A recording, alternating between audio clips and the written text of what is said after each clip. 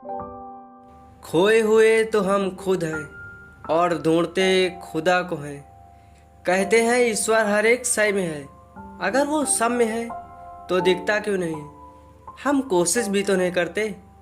अगर वो हम सब में है तो क्यों ना पहले हम खुद की तलाश करें। एक बहुत ही सुंदर कहानी है। एक सन्यासी सारी दुनिया की यात्रा करके भारत लौटा। एक छोटी सी रियासत में मेहमान हुआ। उस रियासत के राजा को जब पता चला तो वे उनसे भेंट करने गए और बोले, महात्मन, एक प्रश्न 20 वर्षों से निरंतर पूछ रहा हूँ, कोई उत्तर नहीं मिलता। क्या आप मुझे उत्तर देंगे? महात्मा ने कहा, निश्चित रूप से दूंगा राजन। आप पूछिए तो सही, क्या पूछना है? आज आप खाली हाथ नहीं लौटेंगे। इस पर राजा ने कहा, मैं ईश्वर से मिलना चाहता हूँ। आप मुझे ईश्वर को समझाने की कोशिश मत करना, मैं सीधा मिलना चाहता हूँ। सन्यासी ने कहा, अभी मिलना चाहते हो या थोड़ी देर ठहर कर?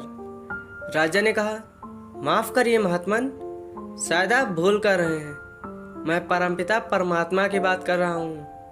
कहीं आप ये तो नहीं समझ रहे हैं कि मैं ईश्वर नाम के किसी व्यक्ति से मिलने की बात कर रहा हूँ? सन्यासी मुस्कुराए और बोले, महानुभाव, भूलने की कोई गुंजाइश ही नहीं है। मैं तो 24 घंटे परमात्मा से मिलाने का ही काम करता हूँ। अभी मिलोगे या थोड़ी देर ठहर कर? सीधे जवाब दो।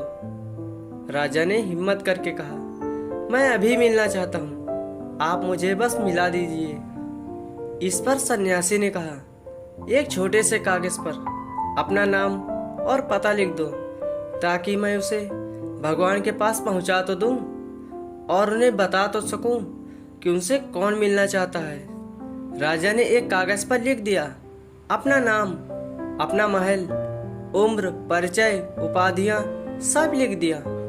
सन्यासी ने कागज पढ़ा और राजा से कहा, ये सारी बातें जो आपने इस कागज पर लिखी हैं मुझे तो झूठी मालूम पड़ रही हैं। राजा ने कहा, मैंने तो सब सही लिखा है। तब सन्यासी ने राजा से कहा, अगर तुम्हारा नाम बदल दिया जाए तो क्या तुम बदल जाओगे? राजा ने कहा, नहीं, नाम के बदलने से भला मैं क्यों बदलूंगा? नाम तो नाम है, मैं तो मैं हूं। सन्यासी ने कहा, तो एक बात तो तय हो गई कि नाम तुम्हारा परिचय नहीं है।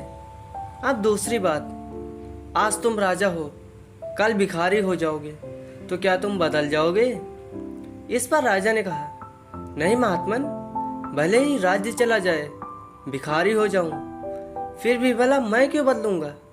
मैं तो आज जो हूं वही रहूंगा, राजा होकर भी और भिखारी होकर भी। इस पर सन्यासी ने कहा, तब तय हो गई दूसरी बात, राज्य भी तुम्हारा परिचय नहीं है। अब राजन रही तीसरी बात, आपकी उम्र क्या है? राजा ने कहा, 40 वर्ष। सन्यासी ने कहा, तो 50 वर्ष के होने पर क्या तुम दूसरे हो जाओगे? 20 वर्ष के थे तो क्या दूसरे थे, या बच्चे थे तो दूसरे थे?